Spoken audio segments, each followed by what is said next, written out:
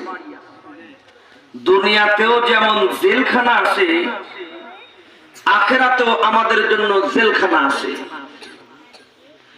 দুনিয়ার বাড়ি দুই চোখে দেখা যায়, আখিরাতের বাড়ি দুই চোখে দেখা যায় না, কিন্তু আমরা ঈমান এনেছি। ঠিক না বেঠিক? দুনিয়ার জেলখানা দুই চোখে দেখা যায়, আখিরাতের জেলখানা দুই চোখে দেখা যায় না, কিন্তু আমরা ঈমান এনেছি। আখিরাতের বাড়ির নাম হলো জান্নাত, আখিরাতের জেলখানার নাম হলো জাহান্নাম।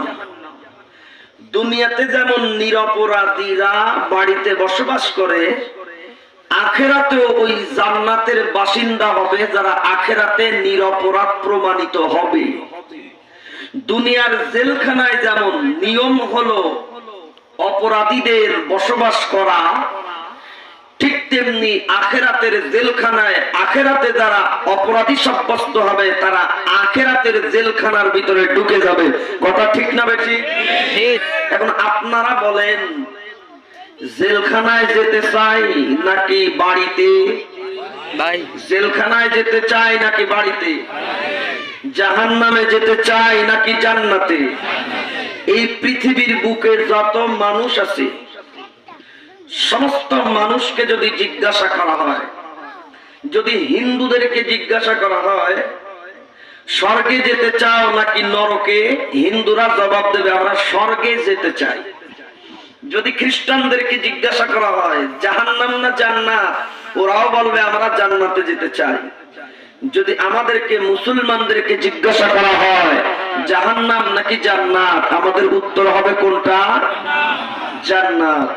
বেনামাজিরাও যদি জিজ্ঞাসা করেন কিরে জাহান্নামে না জান্নাতে, ও নামাজ পড়ে না একক, তো ও কবে আমি জান্নাতে যেতে চাই। সুদখোরকেও যদি জিজ্ঞাসা করা হয়, ঘুষখোরকেও যদি জিজ্ঞাসা করা হয়, রাস্তার টাকা যারা মেরে খায়, মসজিদের টাকা যারা মেরে খায়, মন্দিরের টাকা সরকারি টাকা যারা মেরে খায়, গরিবের রিলিফের চাউল যারা মেরে খায়, ওদেরকেও যদি জিজ্ঞাসা করা হয় কি কই যাবি জান্নাত না জাহান্নাম, ওরাও জবাব দেবে কি জান্নাতে আমরা সবাই যেতে চাই।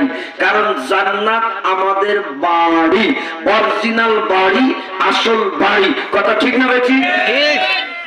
আমি যে আয়াতে কারিমা তেলাওয়াত করেছি, ওই আয়াতে কারিমার মধ্যে আমি চলে যাব আস্তে আস্তে। তবে একটা ঘরের ভিতরে ঢুকতে গেলে দরজা দিয়েই কিন্তু ঢুকতে হয়। তা আমাকে একটু দরজা দেন, আমি দরজা খুলে আগে ঘরের ভিতরে ঢুকবো, এরপরে ঘরে যা মাল সামান আছে সব